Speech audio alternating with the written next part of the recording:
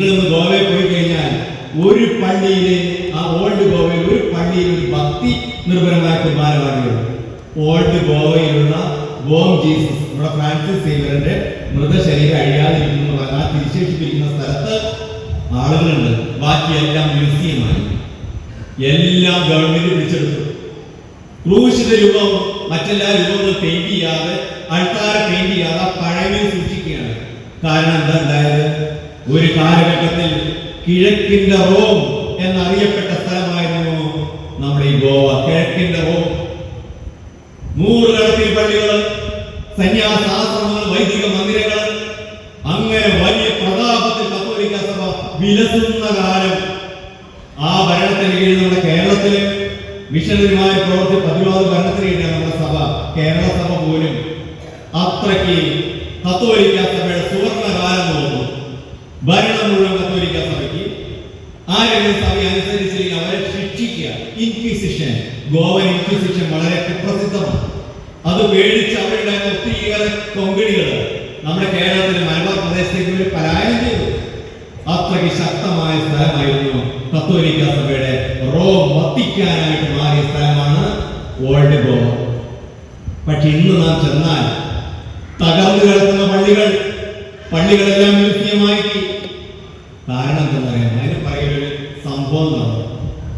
നിങ്ങൾ ആ ഓൾഡ് ഗോവ കണ്ടു കഴിഞ്ഞ് തിരിച്ചു നടക്കുമ്പോൾ അങ്ങേവശം ഭീമാകാരമായ വേറൊരു പള്ളിയാണ് സാന്താ മോനിക്ക പുണ്യയുടെ നാമം. ആഗസ്തീനോസ് പുണ്യാളുടെ അമ്മയായ മോനിക്ക പുണ്യയുടെ നാമത്തിൽ ഒരു വലിയ കൂറ്റൻ പള്ളിയാണ്. ആ പള്ളിയിൽ ഒരു ക്രൂശ് തെരുവുണ്ട്. കരയുന്ന കണ്ണീരൊഴുക്കുന്ന ക്രൂശ് തെരുവോ എന്ന് ചരിത്രത്തിലെ weeping crucifix of Saint Monica church, weeping crucifix. ആ സ്ഥലത്ത് ചെന്ന് കഴിഞ്ഞാൽ കാണുന്നത് എന്താണെന്ന് അറിയാമോ? ഒരു ക്രൂശ് രൂപം നമുക്ക് കാണാം. അപ്പൊ നമ്മളെ കൊണ്ടുപോകുന്നവരിങ്ങനെ വിശദീകരിച്ചാൽ ഈ സംഭവമാണ് 1636 ഫെബ്രുവരി 8 നടന്നൊരു സംഭവമാണ്. 1636 ഫെബ്രുവരി 8 അന്ന് ഒരു വലിയ അത്ഭുത പള്ളി നടന്നു. കാരണം ഗോവയ്ക്ക് പരമാധികാരത്തെ കിട്ടിക്കഴിഞ്ഞപ്പോൾ, എല്ലാം കത്തോലിക്ക സഭയുടെ കീഴിലായി കഴിഞ്ഞപ്പോൾ അധാർമികത വർദ്ധിച്ചു.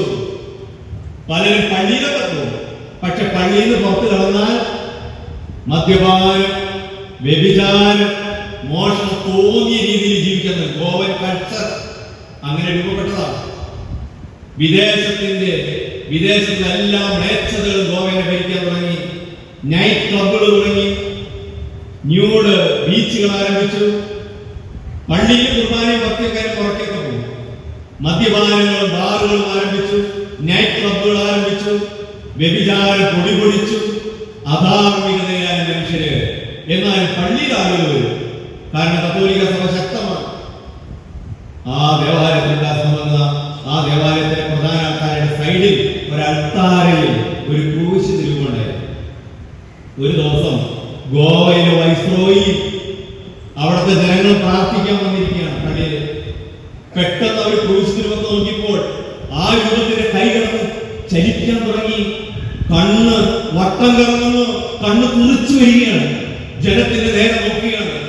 ആ മുഖം ബീഭത്സമായി കരുണയുടെ ഭാവത്തേക്ക് മാറി ക്രൂദ്ധമായ മുഖത്തോടെ കർത്താവിന്റെ മുഖത്തുനിന്ന് ബ്ലഡ് വരാൻ, വായനൊക്കെ രക്തം ഒഴുകാൻ തുടങ്ങി. കണ്ടവരെല്ലാം പേടിച്ചു. അവരിങ്ങനെ സ്തംഭിച്ചു നിൽക്കെ ആ ക്രൂശ് തിരുവത്തിൽ എന്ന് പറയാൻ ശരീരി വലിയൊരു ശബ്ദത്തില് സ്റ്റോപ്പ് ദിസ് ബാർക്കിംഗ്, നിന്റെ കൊര അവസാനിപ്പിക്കും. പട്ടി കുരയ്ക്കണമെന്ന് പറയുന്നത് അതാണ് ബാർക്കിംഗ് എന്ന് പറഞ്ഞ പട്ടിയുടെ കൊരയാണ്. സ്റ്റോപ്പ് ദിസ് ബാർക്കിംഗ്, നിന്റെ കുര അവസാനിപ്പിക്കൂ എന്ന് ക്രൂശ് തിരുവം ആക്രോശിച്ചു. ഇത് കണ്ടവർക്കൊക്കെ പേടിയായി. എല്ലാവരും പള്ളി വിട്ട് ഓടാൻ തുടങ്ങി. ജനങ്ങളെല്ലാം പള്ളി എഴുന്നേറ്റ് ഓടി. സ്നേഹമുള്ള ഏതാനും ദിവസം കഴിഞ്ഞപ്പോൾ ആ പ്രദേശത്ത് ഒരു മഞ്ഞപ്പനി പടർന്നു പിടിച്ചു. Yellow fever. വഴിയിൽ ഓരോരുത്തരും മരിച്ചു വീഴാൻ തുടങ്ങി. ആ പ്രദേശത്തെ മരണം താണ്ഡവമായി. എല്ലാ വീടുകളിലും മരണം, വഴിയിൽ ശവങ്ങൾ കിടക്കുന്നു. അങ്ങനെ ഗോവ പേടിച്ചു.